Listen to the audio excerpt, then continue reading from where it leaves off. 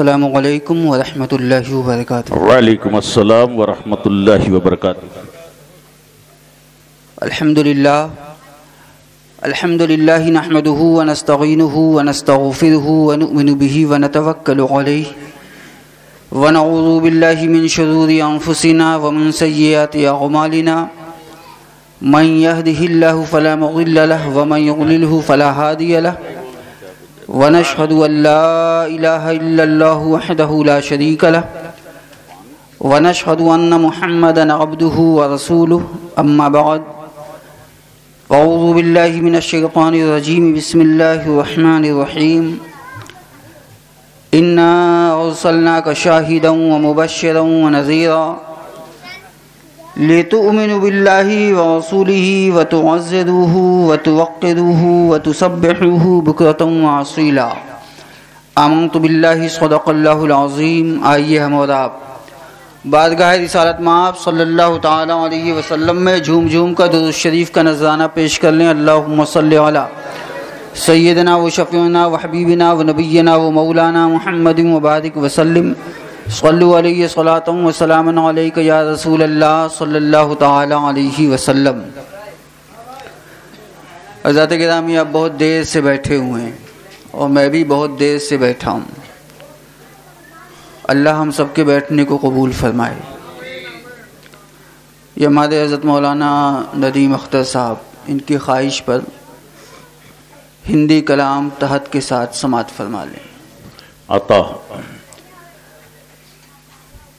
دیکھ حرم کے آنگن میں بھورا بلبل گاوت ہیں، دیکھ حرم کے آنگن میں بھورا بلبل گاوت ہیں، ربی گلشن کے قاسم آج زمیں پر آوت ہیں، ربی گلشن کے قاسم آج زمیں پر آوت ہیں۔ یہ تو مکے میں سرکار کی آمد ہے، اسی کے ساتھ مدینے میں سرکار کی آمد بھی سماعت کریں کہ دیکھ حرم کے آنگن میں بھورا بلبل گاوت ہیں، ربی گلشن کے قاسم آج زمیں پر آوت ہیں،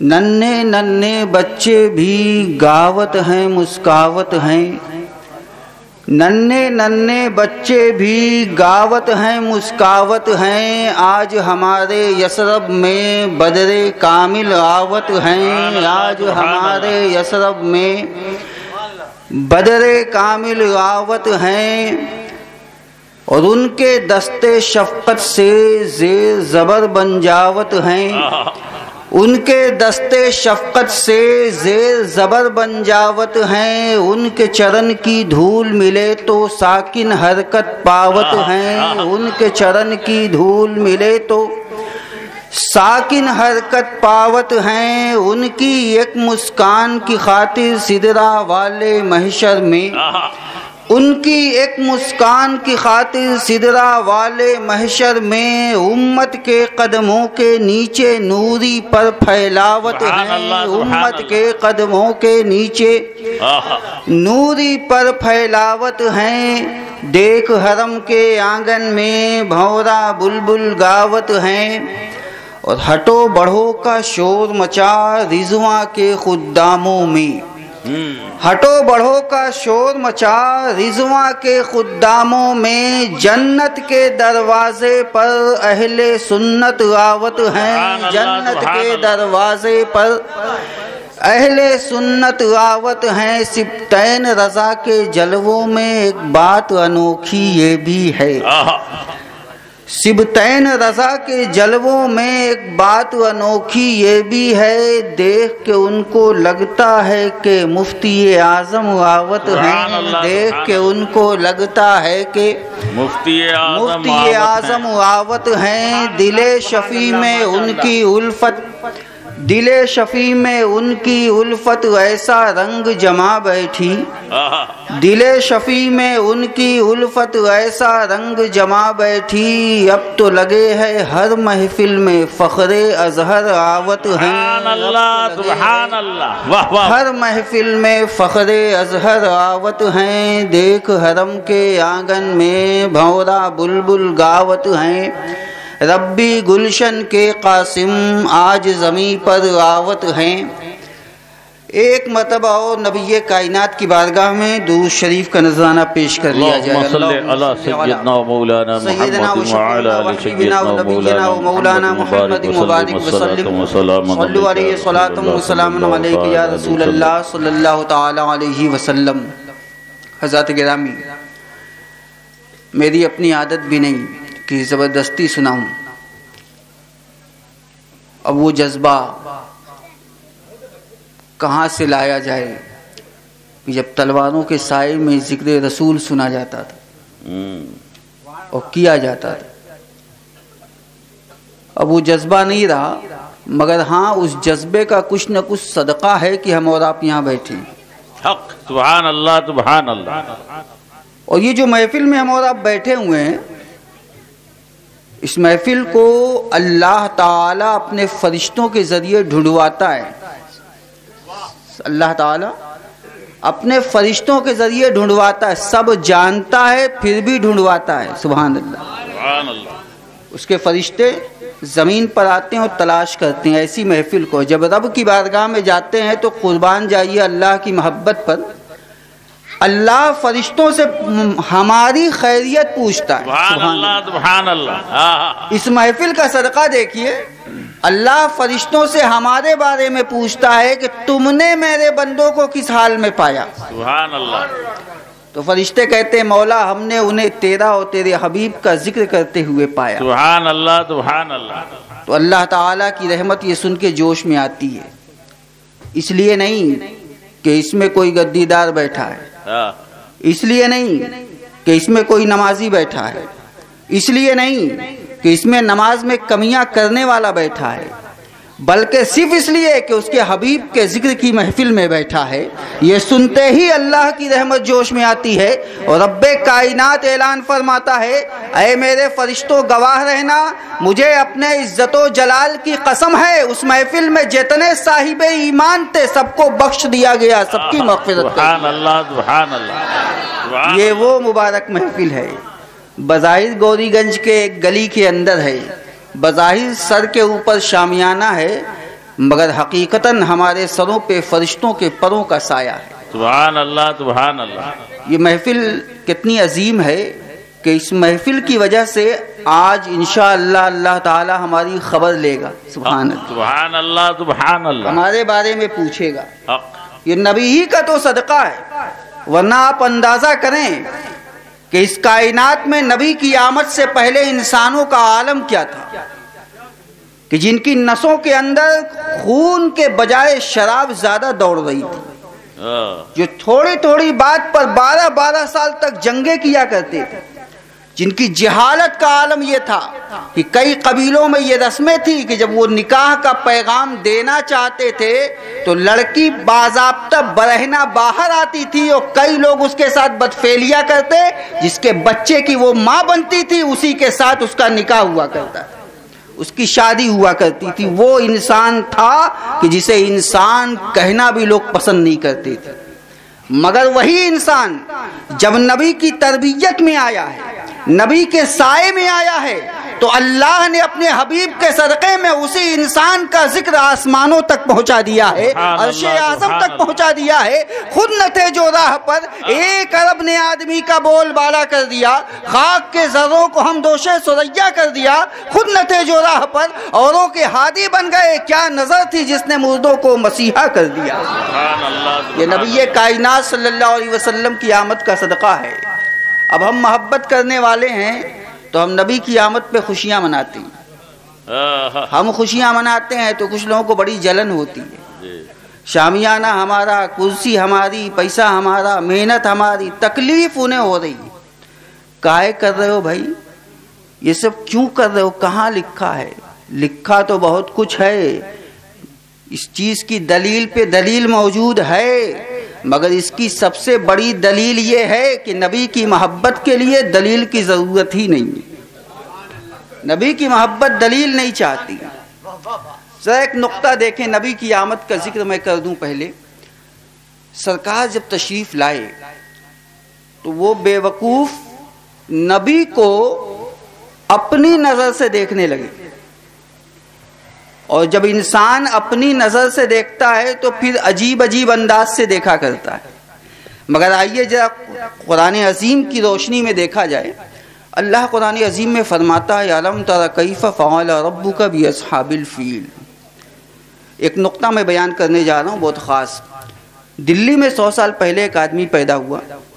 اس خبیث نے اپنی کتاب میں لکھا کہ نبی کو تو دیوار کے پیچھے کا بھی علم نہیں ہے. معاذ اللہ. اس نے لکھا, اس کے ماننے والے اس کو اپنا رہنما بنائے ہوئے. اب ذرا آئیے دیکھیں کہ کیا نبی کو دیوار کے پیچھے کا علم ہے یا نہیں. اللہ قرآن عظیم میں فرماتا ہے أَلَمْ تَرَ كَيْفَ. اے محبوب کیا آپ نے نہیں دیکھا, کیا آپ نے نہیں دیکھا. فعل ربک, آپ کے رب نے کیا کیا. باصحاب الفیل, ہاتھی والوں کے ساتھ. اللہ نے اس بات کو تب پوچھا جب نبی نے اپنی نبوت کا اعلان کر دیا تھا, آفتاب نبوت چمک رہا تھا, تب اللہ نے پوچھا. مگر کس واقعے کے بارے میں اللہ نے ان سے گواہی لیا ہے؟ وہ واقعہ اصحاب فیل کا جو نبی کے اس دنیا میں آنے سے 55 دن پہلے ہو چکا تھا. 55 دن پہلے یہ واقعہ پیش آ چکا تھا. نبی اپنی ماں کے شکم میں تھے اور اللہ پوچھ رہا ہے أَلَمْ تَرَ كَيْفَ. اے محبوب کیا آپ نے نہیں دیکھا, کیا آپ نے نہیں دیکھا. یہ کہنا اس بات کا اعلان ہے. اللہ قیامت تک کے مسلمانوں کو یہ عقیدہ دے رہا ہے ہمارا نبی تو وہ ہے جو اس دنیا میں آنے سے پہلے بھی اس دنیا کو دیکھ رہا تھا. دنیا میں آیا نہیں تھا مگر دنیا کی خبر رکھتا. تب تو اللہ نے پوچھا أَلَمْ تَرَ كَيْفَ, کیا آپ نے نہیں دیکھا. فعل ربک, آپ کے رب نے کیا کیا. باصحاب الفیل, ہاتھی والوں کے ساتھ. اب آئیے ذرا دیوار کی دلیل لے لیں. سسٹم کے مطابق بچہ ماں کے پیٹ میں ہوتا ہے. نبی کائنات اپنی والدہ کے صدف اطہر میں ہیں. شکم کی دیوار, پھر شکم کے بعد کمرے کی دیوار, کمرے کے بعد مکان کی باہری دیوار, اور پھر اس کے بعد محلے میں نہ جانے کتنے مکان تھے, ان مکانوں کی دیوار, اور ان دیواروں کے پار مینا کے میدان کے باہر یہ اصحاب فیل کا واقعہ پیش آ رہا تھا. اور نبی اپنی ماں کے شکم میں رہ کر اس واقعے کو سماعت فرما رہے تھے, اسے دیکھ رہے تھے. اس بات کی دلیل ہے کہ نبی کائنات کو دیوار کے پیچھے کی خبر نہیں ہے, دیواروں کے پیچھے کی خبر ہے. نبی کو اللہ نے دیواروں کے پیچھے کی خبر عطا کی. وہ ایک دیوار ڈھونڈ رہا تھا. اللہ قرآن عظیم کے اندر دیواریں ہی دیواریں دکھا رہا کہ دیکھو میرا نبی اپنے ماں کے شکم میں ہے, وہ ایک دیوار. گھر کے اندر ہے وہ ایک دیوار, گھر کے باہر کی دیوار, مکانوں کی دیوار, دیواروں کے پار نبی دیکھ رہا ہے. سبحان اللہ. یہ نبی کائنات کی آمد ہے. اور پھر سرکار جب اس دنیا میں تشریف لائے تو حضرت عباس رضی اللہ تعالیٰ عنہ جب یہ ایمان لائے تو اس وقت حضرت عباس نے رسول کائنات سے فرمایا, چچا بھی تھے, کہا کہ یا رسول اللہ جب آپ آئے تو چونکہ میں چچا تھا میں آپ کو دیکھنے کے لیے پہنچا. سبحان اللہ. میں آپ کو دیکھنے کے لیے پہنچا یا رسول اللہ, تو میں نے دیکھا کہ آپ کی والدہ نے آپ کو ایک صاف اور سفید کپڑے میں لپیٹ کر کے پالنے میں لٹا رکھا تھا, جھولے میں. مگر تعجب یہ ہوتا تھا کہ اس کپڑے میں سے آپ کی انگلی شریف باہر نکلی ہوئی تھی, اور جدھر جدھر آپ کا پالنا جاتا تھا ادھر ادھر آسمان کا چاند بھی جاتا تھا. ادھر ادھر آسمان کا چاند بھی جاتا تھا. یا رسول اللہ آپ کی انگلی جدھر جدھر جاتی تھی, ایسا کیوں تھا؟ تو نبی کائنات نے فرمایا وجہ یہ تھی کہ میری والدہ نے, میں چھوٹا بچپن کا زمانہ, میری والدہ نے مجھے کپڑے میں جب لپیٹ کے رکھ دیا, میں تو پوری دنیا کا نبی بن کر کے آیا. اب جب کپڑے میں لپیٹا گیا تو مجھے کچھ الجھن ہونے لگی, مجھے کچھ الجھن ہونے لگی. اس الجھن کو دور کرنے کے لیے اللہ نے چاند کو حکم دیا, جدھر جدھر میرے نبی کا پالنا جائے تم بھی ادھر ادھر گھومو, تاکہ میرے نبی کی دل جوئی ہوا کرے. یہ نبی کی آمد ہے. جب جناب حضرت عباس نے اس بات کو بیان کیا تو رسول کائنات نے مسکرا کے کہا, اے میرے چچا کیا اس سے زیادہ تعجب کی بات نہ بتاؤں, میں اس سے زیادہ تعجب کی بات نہ بتاؤں؟ تو فرمایا ہاں یا رسول اللہ عطا کیا جائے، سرکار آپ تو عطا فرمانے والے ہیں، وہ تعجب والی بات بھی بتا دیجئے۔ تو جناب عباس سے رسول کائنات نے فرمایا یہ تو چاند تھا آسمان کا کہ جو ادھر سے ادھر ہو رہا تھا میرے پالنے کے ساتھ، میری انگلی کے اشارے پہ ادھر ادھر ہو رہا تھا، لیکن سے زیادہ تعجب کی بات تو یہ ہے آپ کے لیے کہ جب میں اپنی ماں کے شکم میں تھا تو فرشتوں کو جو قلم آسمانوں پہ چل رہے تھے میں اس کی آواز سنا کرتا تھا۔ یہ نبی کائنات کا عالم ہے، تم دیوار کے پیچھے کی بات کرتے ہو، نبی کو تو عرش اعظم کی بھی خبر تھی۔ نعرہ تکبیر، نعرہ رسالت، جشن عید میلاد النبی، فیضان مجاہد ملت، مسلک اعلی حضرت۔ بھائی سبحان اللہ، سبحان اللہ۔ کائنات صلی اللہ تعالی علیہ وسلم اس دنیا میں جب تشریف لائے، آپ نے نبوت کا اعلان فرمایا تو اللہ نے کہا انا ارسلناک شاہدا ومبشرا ونذیرا، سبحان اللہ، سبحان لتؤمنوا اللہ۔ باللہ ورسولہ وتعزروہ وتوقروہ وتسبحوہ بکرۃ واصیلا۔ اللہ نے فرمایا انا ارسلناک، بے شک ہم نے آپ کو بھیجا، شاہدا ومبشرا ونذیرا، شاہد بنا کر، مبشر بنا کر اور نذیر بنا کر، لتؤمنوا باللہ ورسولہ، تاکہ لوگ ایمان لائیں اللہ اور اس کے رسول پر، ایمان لائیں۔ اور ایمان کہتے کس کو ہیں؟ یہ جو ہم اور آپ پڑھتے ہیں آمنت باللہ وملائکتہ وکتبہ ورسلہ والیوم الآخر والقدر خیرہ وشرہ من اللہ تعالی والبعث بعد الموت، ہم پڑھتے ہیں کہ آمنت باللہ، ایمان لایا میں اللہ پر، و ملائکتہ اور اس کے فرشتوں پر، و کتبہ اور اس کی کتابوں پر، و رسولہ اور اس کے رسولوں پر، والیوم الآخر اور آخرت کے دن پر، والقدر خیرہ و شرہ اور اچھی بری تقدیروں پہ، من اللہ تعالی جو اللہ کی طرف سے ہے، یا والبعث بعد الموت اور مرنے کے بعد دوبارہ زندہ کیے جانے پر۔ یہ جو ہم ایمان لانے کا اعلان کرتے ہیں تو کیا یہی ایمان کی اصل ہے؟ یہ ایمان کی اصل نہیں ہے۔ ایمان کی اصل کے بارے میں رسول کائنات ارشاد فرماتے ہیں لا یؤمنون احدکم حتی اکون احب الیہ من والدہ وولدہ والناس اجمعین، تم میں سے کوئی بھی شخص اس وقت تک صاحب ایمان نہیں ہو سکتا جب تک کہ وہ اپنے ماں باپ سے بڑھ کر، اپنے بیٹی بیٹوں سے بڑھ کر، اپنے عزیز و اقربا سے بڑھ کر، پورے خاندان سے بڑھ کر مجھ سے محبت نہ کرے گا، اس وقت تک وہ صاحب ایمان نہیں ہو سکتا۔ اب یہیں سے یہ پتہ چلا اللہ پر ایمان لانا، فرشتوں پر ایمان لانا، نبیوں پر ایمان لانا، آخرت پر ایمان لانا، تقدیر پر ایمان لانا اور مرنے کے بعد دوبارہ زندہ کیے جانے پر ایمان لانا، یہ ایمان کا جسم ہے اور محبت رسول اس جسم کی جان ہے۔ جس طرح سے جسم بغیر جان کے برباد ہو جاتا ہے، اسی طرح سے اللہ پر ایمان لانا بغیر محبت رسول کے برباد ہو جاتا ہے۔ ایمان نام ہے محبت رسول کا، سبحان اللہ، سبحان اللہ، نام ہے تعظیم رسول کا۔ کوئی یہ نہ سمجھے کہ ہم بہت نماز پڑھیں گے تو صاحب ایمان ہو جائیں گے۔ نماز تو ہمیں پڑھنا ہی پڑھنا ہے، آپ چھوڑ نہیں سکتے، کو پڑھنا ہی ہے۔ یہ تو ہم نے سمجھ رکھا ہے کہ خالی جمعہ کو،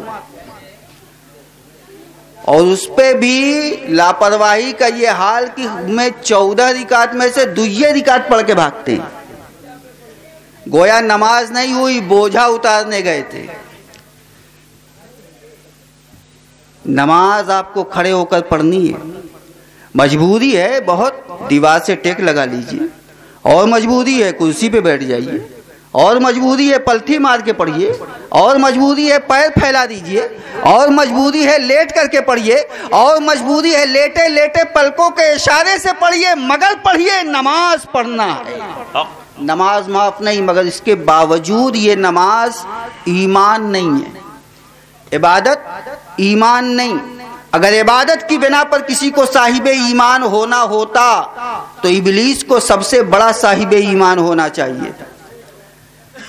اللہ نے ابلیس کو جب موقع دیا تو اس نے بڑی عبادت کیا، لیکن جب عبادت بچانے کا موقع اللہ نے دیا تو وہ مکر گیا، اور موقع یہ تھا کہ میرے آدم، میرے نبی، میرے پیغمبر کے سامنے سجدہ تعظیمی بجا لاؤ، تعظیماً ان کے سامنے جھک جاؤ، ہم تمہاری عبادت کو بچا دیں گے، محفوظ کر لیں گے، وہ قبول ہو جائے گی۔ اس نے انکار کیا، جنت سے نکالا گیا، یہ آپ جانتے ہیں۔ مگر آپ یہاں ٹھہر کے سوچیں، اللہ نے ابلیس کو آدم علیہ السلام کے قدموں میں سر رکھنے کا حکم کیوں دیا؟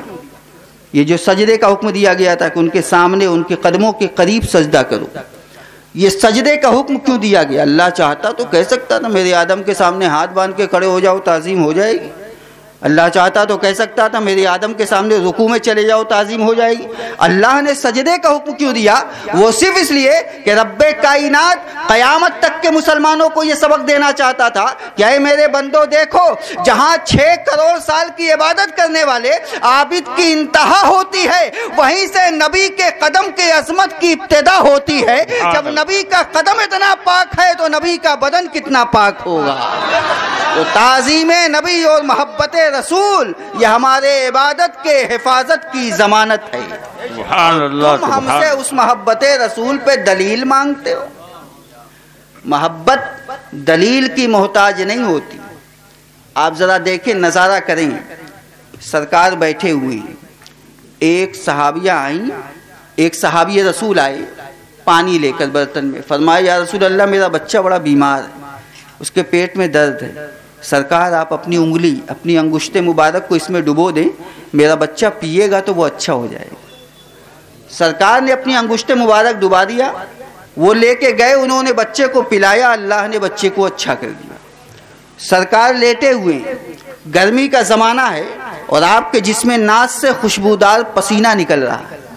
ایک صحابیہ آئیں اور ایک شیشی کے اندر اس پسینے کو اکٹھا کرنے لگیں۔ وہ شیشی جب بار بار نبی کے بدن سے ٹکرائی تو سرکار نے اپنی پلکوں کو کھولا۔ نبی سوتا نہیں، سبحان اللہ، سبحان اللہ، اس لیے کہ سونا اس کا مانا جاتا ہے جس کا دل سو جائے، اور نبی بظاہر پلکوں کو بند کرتے ہیں مگر دل جاگتا رہتا ہے۔ تو نبی نے اپنی پلکوں کو کھولا اور کہا یہ کیا کرتی ہو؟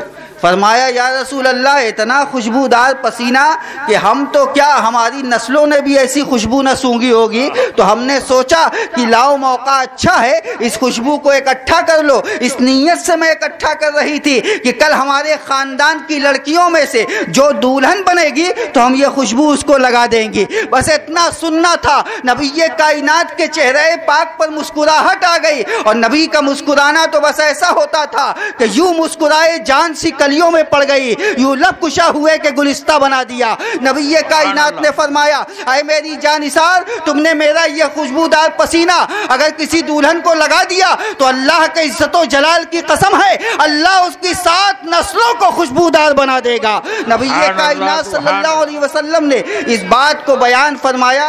یہ دوسرا منظر آپ کے سامنے ہم نے پیش کیا۔ اب آئیے ذرا تیسرا منظر بھی آپ دیکھیں کہ ایک مرتبہ جب سرکار نے کہا تھا کہ کسریٰ کو فتح کر لیا جائے گا، یہ ایران کی حکومت تھی، اور یہ خبر جب ایران کی حکمران کے پاس پہنچی، وہاں کے بادشاہ کے پاس، تو اس نے اپنا ایلچی بھیجا، اپنا ایک آدمی کہ جا کے پوچھو مدینے میں ذرا پتہ لگاؤ کہ جب انہوں نے کہا ہے کہ ہماری حکومت کو جیت لیں گے تو کس بنیاد پہ کہا ہے؟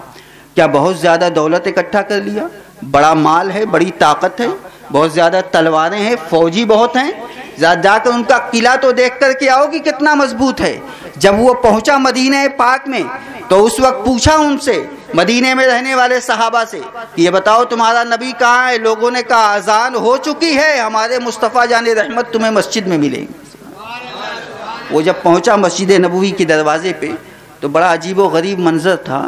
سرکار ایک اونچی جگہ پر بیٹھے ہوئے وضو فرما رہے تھے، اور صحابہ چاروں طرف پروانوں کی طرح کھڑے تھے، اور سرکار کے وضو کے پانی کا ایک بھی قطرہ زمین پہ نہیں جانے پاتا تھا۔ صحابہ اپنے ہاتھوں میں لے کے اپنے چہرے پہ مل لیتے تھے، اپنے سینے پہ مل لیتے تھے، اور جس کو نہیں ملتا تھا وہ پانے والے کا ہاتھ پکڑ کے اپنے چہرے پہ مل لیتا تھا۔ جب اس نے اس بات کو دیکھا تو وہیں دروازے پر سے پلٹ کے گیا اپنے بادشاہ کے پاس اور کہا اگر محمد عربی نے یہ کہا ہے کہ وہ آپ کے قلعے کو فتح کر لیں گے تو یقیناً فتح کر لیں گے۔ کہا کس بنیاد پہ کہتے ہو؟ بڑا طاقت بڑا زیادہ آپ کے पास फौजी है क्या? उनके पास का ऐसा कुछ भी नहीं है। हमने अपने बादशाहों को देखा है, जब तक ये तख्त पर होते हैं तो इनकी इज्जत की जाती है, मगर मदीने में हमने देखा है कि मोहम्मद अरबी ने कोई तख्त नहीं बिछाया है, कोई ताज नहीं पहना है, कोई किला नहीं बनाया है, बस इतना किया है कि अपने मानने वालों के दिल के अंदर अपनी मोहब्बत डाल दी है, अपनी चाहत डाल दी है, अपनी उल्फत डाल दी है। वहां का आलम तो यह है कि जब वो वुजू करते हैं, उनका चेहरा धोते हैं, तो उस चेहरे के गुसाले का पानी जमीन पर नहीं जाने पाता, वो अपने चेहरे पे मल लेते हैं उनके गुलाम। आप खुद अंदाजा कीजिए, जो कौम अपने नबी के वुजू का पानी जमीन पर गिरते हुए देखना पसंद नहीं करती, वो कौम अपने नबी का खून गिरते हुए देखना कैसे पसंद करेगी? इसलिए मोहम्मद अरबी से मत टकराना। दुनिया दानाओं से टकरा सकती है मगर दीवानों से नहीं टकरा सकती। सुभान अल्लाह, सुभान अल्लाह। और एक वाकया आखिरी, और एक जंग हो रही है, हजरत खालिद इब्ने वलीद हैं, जंग में सिपा सालार की हैसियत है, कमांडर इन चीफ। दुश्मन ने इनके सर पर तलवार से वार किया, अचानक वार हुआ था, झटके में जब ये बचना चाहे तो सर को झटके से घुमाया इन्होंने, तो आपके सर की टोपी झटका लगने की वजह से जमीन पे चली आई। टोपी तो टोपी, लेकिन अजीब मामला ये था कि वो टोपी नीचे गिरी। अब जनाबे खालिद इब्ने वलीद हैं कि वो दुश्मन की तलवार नहीं देखते, अपने जान की परवाह नहीं करते। अब हारेंगे या जीतेंगे ये बात भी खत्म हो गई, फौरन घोड़े पर से जमीन पे कूदे और अदब के साथ उस टोपी को उठा करके पहन लिया। तो मुसलमान फौजियों ने कहा था उस वक्त कि हमारे अमीर हैं आप, सिपा सालार हैं, ये कौन सी अक्लमंदी है कि एक टोपी की वजह से आप पूरा निज़ाम दरहम बरहम करने पे तुले थे, पूरे जंग का पासा पलट जाता, हमारी हार भी हो सकती थी, अगर आप ही का कत्ल हो जाता तो हमारे हौसले पस्त हो जाते। एक टोपी की वजह से आपने इतना खतरनाक काम अंजाम दे दिया। तो जनाबे खालिद उसी जंग के मैदान में रोने लगे और आपने फरमाया, तुम क्या जानो कि ये टोपी कौन टोपी है? ये मामूली टोपी नहीं है, इस टोपी में मेरे नबी का बाल शरीफ सिला हुआ है और उसी की बरकत से मैं जंग में फतह हासिल करता हूँ। सुभान अल्लाह, सुभान अल्लाह। अब आप मुझे बताएं, नबी कायनात सल्लल्लाहु अलैहि वसल्लम ने कभी ये कहा था कि तुम बीमार पड़ो तो मेरे पास आओ, मैं अपनी उंगली डुबो दूंगा तो तुम पिलाना शिफा पा जाओगे? नबी ने कभी कहा था मैं सोया रहूं तो मेरे पसीने को इकट्ठा करो और दुल्हन को लगा देना? नबी का कोई ऐसा इरशाद है कहीं किसी हदीस पाक में कि नबी ने कहा जब मैं वुजू किया करूं तो मेरे वुजू के पानी को अपने चेहरे पे मल लिया करूं? नबी ने कभी ये कहा था कि मेरे बाल शरीफ को टोपी के अंदर सिलवा के पहन लेना? नबी ने ऐसा कुछ नहीं कहा, मगर ये सारा अमल नबी के सामने हो रहा था और नबी देखते थे और मुस्कुरा दिया करते थे, नबी देखते थे दुआएं दे दिया करते थे। इससे ये साबित होता है कि मोहब्बत दलील की मोहताज नहीं होती, मोहब्बत तो बस मोहब्बत चाहती है और सबसे अजीम मोहब्बत यह है कि बंदा रसूल से मोहब्बत करेगी। जब रसूल आज़म की मोहब्बत दिल में आती है तो फिर आलम बदल जाता है, रसूल की मोहब्बत दिल में आ जाए तो तकदीर बदल जाया करती है। यहाँ एक बात मैं कह दूँ, ये झंडियाँ वगैरह लगती रहती, हर साल एतराज़ इनको होता रहता है। पहले पंपलेट छपवाते थे, अब जब से मोबाइल का ज़माना है तो मैसेज भेजने लगे हैं सब। ज़रा आप देखें, सरकार जब मक्का मुअज़्ज़मा में आए तो उस वक्त सैयदा आमिना फरमाती हैं कि 3 झंडे नस्ब किए गए थे। सुभान अल्लाह, कितने झंडे? 3 झंडे, एक मशरिक में, एक मगरिब में, एक खाने काबा की छत पर। ये तो सरकार जब आए मक्के में तब, लेकिन जब सरकार ने हिजरत फरमाया मदीने मुनव्वरा तो वहाँ भी तो सरकार की आमद हुई। मक्के में भी नबी की आमद और मदीने में भी नबी की आमद ही हुई थी। सरकार जब वहाँ पहुँचे, मक्के से निकले तो मक्के और मदीने के बीच में, मक्का मुअज़्ज़मा और मदीने मुनव्वरा के बीच में एक बस्ती थी। सरकार वहाँ तशरीफ़ फरमा हो गए, बीच में आपने हाल्ट किया, टिक गए सरकार। और किस दिन सरकार पहुँचे थे? जुमेरात के दिन। जुमेरात, जुमा, सनीचर, इतवार, 4 دن نبی کائنات وہاں تشریف فرما رہے.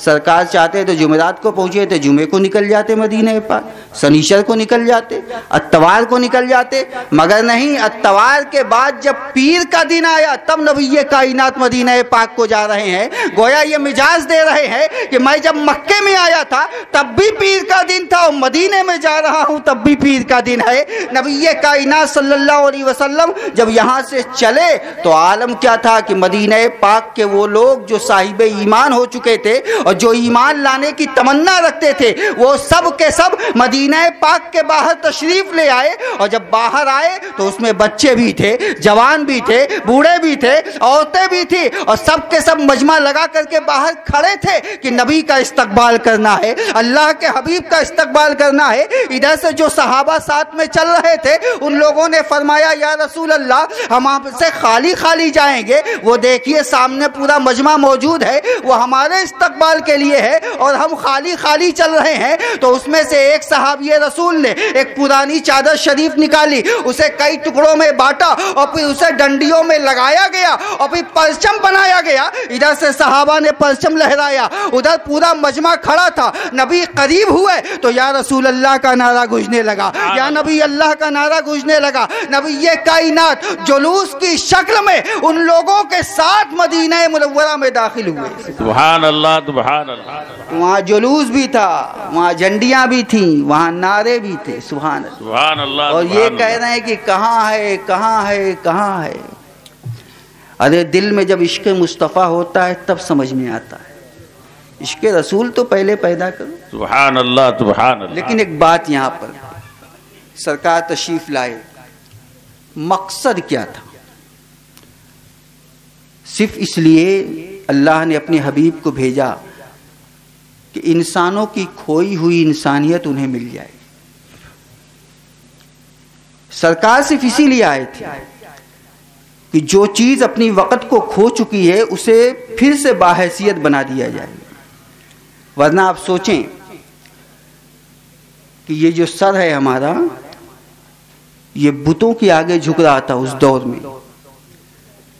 اللہ کے حبیب آئے, وہاں سے اٹھایا اور اللہ کے آگے جھکا دیا. کہا یہ بہت مقدس ہے, یہ پتھروں کے آگے جھکنے کے لیے نہیں, یہ ندی نالوں کے آگے جھکنے کے لیے نہیں, یہ سانپ بچھو اور چھچندر کے آگے جھکنے کے لیے نہیں بنا ہے.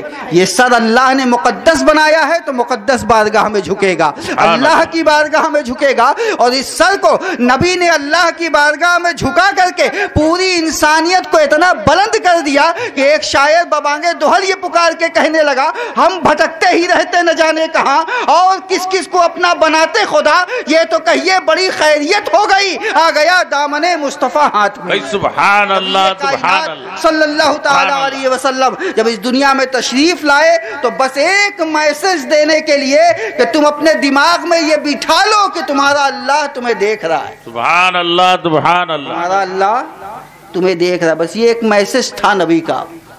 یہ چیز بہت عظیم ہے, اس کو مت سمجھیے گا کہ بس ایسے ہی کہہ دیا مولانا نے. اللہ دیکھ رہا ہے, یہ تصور جب ذہن میں بیٹھ جاتا ہے تو سب کچھ سمجھ جایا کرتا ہے. یہی تصور نبی نے دیا, اللہ ہمیں دیکھ رہا ہے. یہ تصور ذرا آپ دیکھیں, تھوڑا سا سیریس گفتگو ہو جائے. اللہ نے یہ تصور کہ اللہ ہمیں دیکھ رہا ہے ہمارے دلوں میں بیٹھانے کے لیے نماز کے ایک سسٹم بنایا. مسئلہ یہ ہے کہ جب تم نماز پڑھنے کے لیے کھڑے ہو تو یہ تصور کرو, نبی فرماتے ہیں یہ تصور کرو کہ تم اللہ کو دیکھ رہے ہو. اگر یہ تصور نہیں کر سکتے تو کم از کم یہ تصور کرو کہ اللہ تمہیں دیکھ رہا ہے.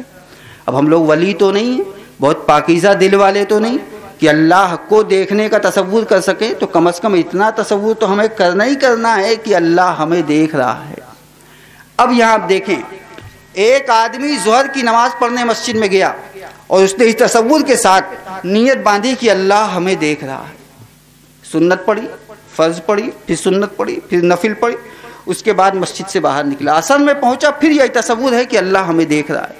مغرب میں پہنچا پھر یہی تصور ہے کہ اللہ ہمیں دیکھ رہا ہے، عشاء میں پہنچا پھر یہی تصور ہے، فجر میں گیا تو یہی تصور ہے، روزانہ جب اسی تصور کے ساتھ وہ اللہ کی عبادت کرنے لگا کہ اللہ ہمیں دیکھ رہا ہے، تو ایک دن ایسا بھی آئے گا کہ جب وہ مسجد سے باہر نکلے گا تب بھی سوچے گا کہ اللہ ہمیں دیکھ رہا ہے، وہ گلی میں ہوگا تب بھی سوچے گا کہ اللہ ہمیں دیکھ رہا ہے، وہ دکانوں مکان میں ہوگا تب بھی سوچے گا کہ اللہ ہمیں دیکھ رہا ہے۔ سبحان اللہ، کو سبحان دیکھنے کا جب تصور دل میں آ جاتا ہے تو دل کی کنڈیشن کیا ہوتی ہے۔ مجھے ایک واقعہ یاد آیا، ایک آدمی، لیٹسٹ واقعہ بالکل سنا رہا ہوں، ایک آدمی مسلمان بس میں سوار ہوا کہیں جانے کے لیے، تو کنڈکٹر نے اس سے جگہ پوچھی کہاں جانا ہے، پیسہ لیا، پیسہ زیادہ تھا، کنڈکٹر نے جب پیسہ واپس کیا تو اس میں 1 روپے زیادہ تھا۔ اس آدمی نے دیکھا کہ 1 ہی روپے زیادہ ہے، کنڈکٹر کو کیا خبر، اس نے چپ چاپ اپنی جیب میں رکھ لیا۔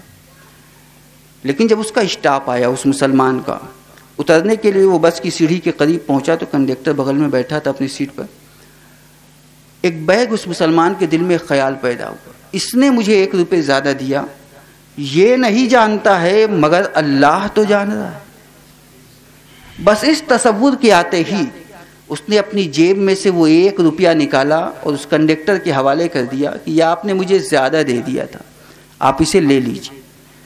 تو کنڈکٹر نے مسکرا کے کہا کہ ہم نے جان بوجھ کے زیادہ دیا تھا۔ کہا جان بوجھ کے؟ کہا ایسا کیوں کیا؟ کہا ایسا اس لیے کہ جب میں تم لوگوں کی مسجدوں کی سادگی کو دیکھتا ہوں، تم لوگوں کے عبادت کے طریقے کو دیکھتا ہوں، عید اور بقرعید کے موسم میں، کہ ایک آدمی ہے جو 5000 کے مجمع کو کنٹرول کرتا ہے، ایک کہتا ہے اللہ اکبر پوری قوم کھڑی ہو جاتی ہے، ایک کہتا ہے اللہ اکبر پوری قوم جھک جاتی ہے، ایک کہتا ہے اللہ اکبر پوری قوم سجدے میں چلی جاتی ہے، نہ کوئی ہنگامہ ہوتا ہے، نہ کوئی شور ہوتا ہے، نہ کوئی واویلا ہوتا ہے۔ جب میں تم لوگوں کے ربیع الاول اور ربیع الثانی کی بہاروں کو دیکھتا ہوں اور شب قدر کی اس نورانی رات کو دیکھتا ہوں، رمضان کے مبارک مہینے کو دیکھتا ہوں، تو میں یہ سوچا کرتا تھا کہ جب دین اتنا اچھا ہے تو دین لانے والا پیغمبر کتنا اچھا ہوگا، دین لانے والا نبی کتنا اچھا ہوگا۔ مگر ایک بات میرے دماغ میں ہمیشہ آتی تھی کہ مسلمان یہ کہتا ہے کہ اس کا اللہ اسے دیکھ رہا ہے، تو کیا یہ بات اس کے اندر ہے بھی یا نہیں؟ یہی پتہ کرنے کے لیے 1 روپیہ ہم نے دیا اور کنکھیا کے ہم نے دیکھا بھی، جب تم نے لیا تو جیب میں رکھا، یہ تمہاری طبیعت کا معاملہ تھا، اب لوٹا رہے ہو تو یہ یقیناً اللہ کے دیکھنے کے تصور کی بنا پہ لوٹا رہے ہو۔ جاؤ، اب بات میری سمجھ میں آ گئی ہے، تم اپنے اسٹاپ پر اتر جاؤ، اور جب میرا اسٹاپ آئے گا تو میں بھی آج کسی عالم کے پاس جا کر اسلام کے دامن میں پناہ لے لوں گا، میں بھی مسلمان ہو جاؤں گا۔ بس اتنا سننا تھا کہ وہ مسلمان اسی وقت بس پر سے نیچے اترا اور فٹ پاتھ پر اپنا انگوچھا بچھا کر کے اللہ کی بارگاہ میں سجدہ کر کے رونے لگا، مولا کریم آج ایک مرتبہ صرف تیرے دیکھنے کا تصور ہم نے اپنے ذہن میں بٹھا لیا ہے، تو مولا تو نے اتنی کامیابی عطا فرمایا، اگر یہ تصور 24 گھنٹے کے لیے آ جائے تو تو کتنا عطا فرمائے گا، تیری کتنی رحمت برسے گی۔ اسے کہا جاتا ہے اللہ کے دیکھنے کا تصور۔ سبحان اللہ، سبحان اللہ۔ نبی کائنات صلی اللہ علیہ وسلم لے کر کے اس دنیا میں تشریف لائے، ذرا آپ دیکھیں کہ جب نبی نے اس تصور کو بانٹا ہے لوگوں کے بیچ میں تو عالم کیا ہوا کہ ننھے بچے بھی تصور خدا میں ڈوب گئے، عورتیں ہیں تو وہ تصور خدا میں ڈوب گئی، مرد ہیں تو وہ تصور خدا میں ڈوب گئے۔ ذرا اندازہ کیجئے کہ نبی کائنات کی بارگاہ مقدسہ ہے اور ایک چھوٹا سا بچہ اللہ کے نبی کی بارگاہ میں رو رہا ہے، بلک بلک کر، سسک سسک کر۔ جب اس بچے سے اس وقت پوچھا گیا تھا کہ ننھے منھے شاہزادے آپ کے رونے کی وجہ کیا ہے، آپ کیوں رو رہے؟ تو بچہ کہنے لگا دیکھتے نہیں یہ مجاہدین اسلام کا قافلہ جا رہا ہے، اللہ کو ماننے والے، اللہ کو چاہنے والے، اللہ سے محبت کرنے والے، اللہ و رسول کی رضا کے لیے یہ بھی جنگ کے میدان میں جا رہے ہیں، میں بھی جانا چاہتا ہوں مگر بچپن کا زمانہ ہے اس لیے سرکار ہمیں اجازت نہیں دیتے، سرکار ہمیں اجازت نہیں دیتے۔ اس بچے کا جذبہ دیکھ کے نبی نے کہا تھا کہ اتنی محبت ہے تو جاؤ بیٹا ان مجاہدین کی صف میں کھڑے ہو جاؤ، اگر تمہارا کاندھا تمہارا شانہ ان کے برابر ہو جائے گا تو ہم تمہیں اجازت دے دیں گے۔ بچہ مسکرایا اور جا کے قطار میں کھڑا ہو گیا۔ دیکھا شانہ نہیں مل رہا ہے تو پیروں کو اٹھا دیا، پھر بھی نہیں ملا تو پنجوں کے بل کھڑا ہو گیا، پھر بھی نہیں ملا تو دوڑ کر ایک پتھر اٹھا لایا اور اس پہ کھڑا ہو گیا، اور جب پتھر پہ کھڑا ہوا تو شانے سے شانہ ملا، جانے کا بہانہ ملا، جنت میں ٹھکانہ ملا، لشکر ٹوٹا، اور جب لڑنے کے بعد پلٹا ہے تو بڑے بڑے مجاہدین نے دشمنوں کو مارا تھا، مگر اس ننھے بچے نے کفر کو مارا ہے، اوروں نے اگر جہل کو مارا تھا تو اس بچے نے ابو جہل کو مارا ہے۔ تلاش کر کے لائیے ایسا بچپن، آج ہمارے بیچ سے یہ تصور نکل گیا کہ ہمارا اللہ ہمیں دیکھ رہا ہے۔ سبحان اللہ سبحان اللہ، جو نبی یہ کائنات لے کر کے آئے تھے اس دنیا کے اندر کہ بندوں میں بانٹ دیا جائے کہ اللہ ان کا انہیں دیکھ رہا ہے، یہ تصور جب تک مسلمانوں کے اندر تھا مسلمان ہر جگہ کامیاب رہا کرتا تھا۔ اور صرف یہ تصور مسلمانوں کے لیے نہیں ہے، جو خدا کو خدا مانتا ہے یہ تصور سب کے لیے، مانے یا نہ مانے۔ ذرا آپ دیکھیں آج آپ کے بنارس میں راجپال کی گاڑی آ جائے، اور اب تو خیر مصیبت ہو گئی ہے، ہر تیسرے چوتھے مہینے وہ بھی آ جاتا ہے، جب دیکھو تب جام لگا رہتا ہے۔ بڑی خواہش رہی بنارس کا بنے گا، بنارس کا بنے، بناؤ بنارس کا، اب بھوگو بیٹھ کر کے، جب جام لگتا ہے تب کچکچاتے ہیں، یہ بڑا برا ہو رہا ہے۔ بہرحال آپ دیکھیں یہ حکومت جس کے دماغ میں، جس کے ذہن میں یہ تصور ہی نہیں ہے کہ اس کا بنانے والا اسے دیکھ رہا ہے، لیکن وہ حکومت دیکھیں کہ فاروق اعظم ہے، اللہ کے نبی نے کیا تربیت فرمائی، وہ تصور جو ذہن میں ڈال دیا نبی نے کہ رات کی تنہائی میں نکلے ہیں یہ پتہ لگانے کے لیے کہ کہیں کوئی بھوکا تو نہیں ہے، کوئی پیاسا تو نہیں، سبحان اللہ سبحان اللہ۔ وہاں سے نکلے اور مدینہ پاک کی گلی کوچے چوراہے سے گھومتے گھومتے مدینہ پاک کے باہر گئے تو کیا دیکھتے ہیں کہ دور ایک پیڑ کے نیچے کچھ سائے دکھائی دے رہے ہیں۔ قریب پہنچے تو دیکھا ایک مرد ایک عورت ہے، عورت رو رہی، آنسو گر رہے ہیں، تکلیف میں ہے۔ تو پوچھا آپ نے یہ کیوں رو رہی؟ تو اس آدمی نے کہا کہ دراصل ہم لوگ پردیسی ہیں، دوسرے علاقے سے آئے ہیں، ہماری بیوی کے ساتھ بچے کی پیدائش کا مسئلہ ہے، اسے تکلیف ہو رہی ہے، اس تکلیف کی شدت کی وجہ سے رو رہی ہے اور ہم لوگ پریشان ہیں، کاش ہمارے گھر کی کوئی عورت یہاں ہوتی تو آج وہ بتاتی ہمیں کہ ایسے موقع پر کیا کیا جائے، وہ ہماری ہمت بڑھاتی، ڈھارس بڑھاتی، ہماری بیوی کی دلجوئی کرتی۔ کوئی نہیں ہے، ہم مسافر ہیں، کوئی ہمیں پوچھنے والا نہیں۔ فاروق اعظم نے فرمایا ٹھہرو، اور اس کے بعد فاروق اعظم تیز قدموں کے ساتھ اپنے گھر پہنچے۔ یہ فاروق اعظم کون ہیں؟ 22,000 مربع میل میں پھیلی ہوئی اسلامی حکومت کے شہنشاہ اپنے دروازے پہ پہنچے اور جا کے اپنی اہلیہ سے آپ نے فرمایا تھا کہ اے ملکہ اسلام، آج اللہ نے جنت کا دروازہ تمہارے لیے کھول رکھا ہے، اگر تم چاہو تو اس میں داخل ہو جاؤ۔ پوچھا کیا بات ہے؟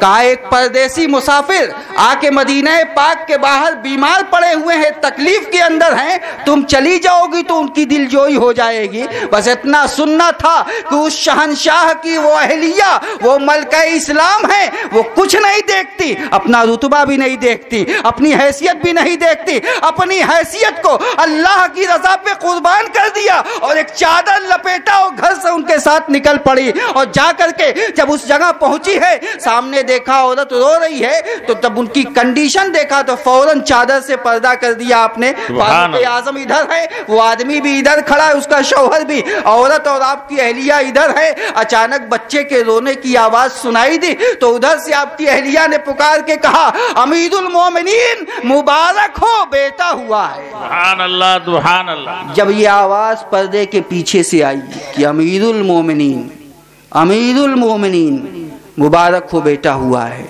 تو اس امیر المومنین کا لفظ سنتے ہی وہ شوہر اس کا وہیں کانپنے لگا، گرا اور بے ہوش ہو گیا۔ یہ فاروق اعظم کا روب و دبدبا تھا، سبحان اللہ سبحان اللہ۔ دیکھا نہیں تھا مگر جب نام سنا تو حالت خراب ہو گئی، بے ہوش ہو گیا۔ آپ نے پانی چھڑکا، وہ ہوش میں آیا، کہا کیا ہو گیا؟ اس خوشی کے موقع پر یہ بے ہوش کیوں ہو گئے؟ تو کہنے لگا حضور بچہ ملا، بیٹا ملا، یہ تو بہت خوشی کی بات، میں تو اس لیے بے ہوش ہو گیا کہ بھلا میری اوقات کہ میں امیر المومنین کی اہلیہ کو میں نے اپنی بیوی کی خادمہ بنا دی۔ تو اتنا سنتے ہی فاروق اعظم فرمانے لگے کہ میرے بھائی تم اس لیے ڈر رہے ہو کہ میں تم سے ناراض ہو جاؤں گا، اور میں نے اس لیے یہ خدمت انجام دیا ہے کہیں محشر میں میرا اللہ ہم سے ناراض نہ ہو جائے، ہم اللہ کی خوشی کے لیے یہ کام کر رہے ہیں۔ یہ تصور کہ حکومت کا شہنشاہ ہوتے ہوئے بھی جس کے روب و دبدبے کا یہ عالم ہے کہ جب بیت المقدس کی چابی بغیر کسی جنگ کے عیسائیوں نے ان کے حوالے کر دیا تھا، ایسا آدمی اللہ کے تصور میں ڈوب گیا ہے اور تصور خدا میں ڈوبنے والوں کو پسند بھی فرماتا ہے۔ سبحان اللہ سبحان اللہ، پسند فرماتا نبی کا غلام ہے۔ یہ آخری بات بیان کر رہا ہوں، بات آ گئی چونکہ نبی کے غلام کی تعریف بھی نبی کی تعریف ہے، اس لیے کہ نبی نے ہی تو ان کی تربیت فرمائی ہے۔ سبحان فاروق اعظم رات میں نکلے، گلی کے ایک مکان سے آواز آئی ایک عورت کی، بیٹی ذرا دودھ میں پانی ملا دے۔ بیٹی نے کہا ارے اماں اس کے یہاں دودھ پہنچانا ہے تو پانی ملا کے پہنچائیں؟ کہا پہنچا دے، دودھ آج کم ہے، برابر کرنا ہے اتنا ہی پورا، تو پانی ملا دے۔ تو بیٹی نے کہا کہ نہیں یہ غلط ہے۔ کہا ارے بیٹی مجبوری ہے، کم دودھ جائے گا تو کم پیسہ ملے گا، پانی ملا دے۔ تو اس بیٹی نے کہا کہ نہیں، آپ کو نہیں معلوم ہے کہ اسلامی حکومت قائم ہے اور شریعت کی حکومت ہے، اور یہاں یہ ہے کہ چوری کرنے پہ ہاتھ کاٹ لیا جائے گا، کہیں اگر امیر المومنین نے پانی ملاتے ہوئے دیکھ لیا تب؟ تو ماں نے کہا یہاں کون سا امیر المومنین دیکھ رہے ہیں؟ اور فاروق اعظم باہر کھڑے ہیں۔ تو اندر سے اس عورت کی بیٹی نے کہا تھا امیر المومنین دیکھے یا نہ دیکھے مگر امیر المومنین کا خدا تو دیکھ رہا ہے، اللہ تو دیکھ رہا ہے۔ جب اس بات کو سرکار فاروق اعظم نے سنا ہے تو صبح کو اپنے بیٹے کے لیے اس لڑکی کے نکاح کا پیغام بھیجا تھا کہ اس لڑکی سے میرے بیٹے کا نکاح کر دیا جائے۔ عزیزان ملت اسلامیہ، یہ تصور لے کر کے نبی کائنات اس دنیا میں آئے اور اللہ نے اسی تصور کو بانٹنے کے لیے نبی کو بھیجا تھا۔ اے مصطفیٰ جان رحمت، آپ تشریف لے جائیے، یہ تصور جو اپنے ذہن میں بٹھا لے گا رب کائنات کل میدان محشر میں ایسے بندے کو عرش اعظم کا سایہ عطا فرما دے گا، ایسے بندے کو محشر میں بھی سکون عطا فرما دے گا۔ یہ وقت یہ چیز فائدے مند تبھی ہو سکتی ہے جب ذہن میں یہ بیٹھ جائے کہ اللہ ہمیں دیکھ رہا ہے۔ سبحان اللہ سبحان اللہ کے دیکھنے کا تصور۔ آپ قرآن عظیم کی تلاوت کر رہے، اگر اسے آپ بس بیٹھ گئے اور کھول کے آپ نے تلاوت کرنا شروع کر دیا تو آپ کرتے رہے، مگر یہ تصور آ جائے کہ اللہ ہمیں دیکھ رہا ہے تو اب وہی تلاوت عبادت بن جائے۔ سبحان اللہ سبحان اللہ۔ آپ کو دن بھر میں ہم 50 مرتبہ دیکھتے ہیں، کوئی فرق نہیں پڑتا، مگر نبی کہتے ہیں ایک مرتبہ اس تصور سے دیکھ لو کہ اللہ تمہیں دیکھتے ہوئے دیکھ رہا ہے، تو ایک مرتبہ دیکھنے پر اللہ تمہیں ایک حج مقبول کا ثواب عطا فرمائے گا۔ صحابہ نے کہا یا رسول اللہ اگر 2 بار دیکھے تو؟ نبی نے فرمایا اللہ کے خزانے میں کسی چیز کی کمی ہے کیا؟ سبحان اللہ سبحان اللہ۔ 1000 مرتبہ دیکھو، اللہ تعالیٰ جتنا چاہے گا عطا فرمائے گا۔ تو یہ اللہ کے دیکھنے کا تصور ہے، اور یہی تصور لے کر کے ہم نبی کی بارگاہ میں سلام بھی پڑھا کرتے ہیں۔ سبحان اللہ سبحان اللہ۔ سلام پڑھ رہے ہیں تو نبی کائنات صلی اللہ علیہ وسلم کی بارگاہ میں فرشتے لے کر کے پہنچاتے بھی ہیں اور اللہ ہمیں سلام پڑھتے ہوئے دیکھتا بھی ہے۔ سبحان اللہ۔ ابھی جمعے میں ایک جگہ میں تقریر کر رہا تھا تو ایک صاحب مجھ سے کہنے لگے نماز کے بعد، مولانا وہ تو ٹھیک ہے اللہ تعالیٰ نے قرآن شریف میں کہا ہے کہ سلام پڑھو درود پڑھو، یہ اکٹھے ہو کر کے پڑھنا کہاں لکھا ہوا ہے؟ انہیں ہر چیز پہ اعتراض رہتا ہے، آپ اکٹھے ہو جاؤ تو، آپ الگ ہو جاؤ تو، کونوں صورت میں یہ آپ کو چین سے نہیں بیٹھنے دینا چاہتے۔ اس کی وجہ یہ ہے کہ جب تک آپ نبی کی آمد پر غم کا اظہار نہ کر لیں انہیں سکون ہی نہیں ملے گا، اس لیے کہ یہ اسی قبیلے کے ہیں جو غم کا اظہار فرما رہا تھا۔ تو کہا کہ اکٹھے ہو کر کے پڑھنا کہاں لکھا ہوا ہے؟ ہم نے کہا کہ اچھا، اللہ کو اکٹھے ہو کر کے پڑھنا ہی پسند ہے۔ سبحان اللہ سبحان اللہ۔ اللہ کو مومنوں کا اکٹھے ہونا ہی پسند ہے، ورنہ اللہ جماعت کا حکم نہ دیتا نماز کے لیے۔ نماز کے لیے جماعت کا حکم نہ ہوتا، اکٹھا ہونا اللہ کو پسند ہے، اور سلام پڑھنے کے لیے تو اللہ کو اتنا پسند ہے کہ صبح کو بھی شام کو بھی 70 ہزار فرشتوں کا جم غفیر اتار دیا، جاؤ نبی کی بارگاہ میں اور سب کے سب اکٹھے ہو کر کے صبح سے شام تک سلام پڑھو، شام سے صبح تک سلام پڑھو۔ یہ سلام پڑھنے میں جو اکٹھے ہوتے ہیں یہ ان فرشتوں کی سنت ہے۔ سبحان اللہ سبحان اللہ۔ اکٹھے ہو کر کے کہاں لکھا ہوا؟ تو الحمدللہ اہل سنت و جماعت کا جو عقیدہ ہے وہ A to Z قرآن و حدیث کی روشنی میں ہے، اس میں کہیں سے کوئی حرف پیدا نہیں کر سکتا۔ اللہ تعالیٰ کی بارگاہ میں دعا ہے، مولا جب تک ہم سب کو اس دنیا میں رکھے آمد مصطفیٰ کی خوشی کے ساتھ اطاعت مصطفیٰ کے ساتھ زندہ رکھے، آمین، اور جب اس دنیا سے اٹھائے تو محبت رسول کے سائے میں دنیا سے اٹھائے۔ وما علینا الا البلاغ۔ السلام علیکم ورحمۃ اللہ وبرکاتہ۔ مصطفیٰ جان رحمہ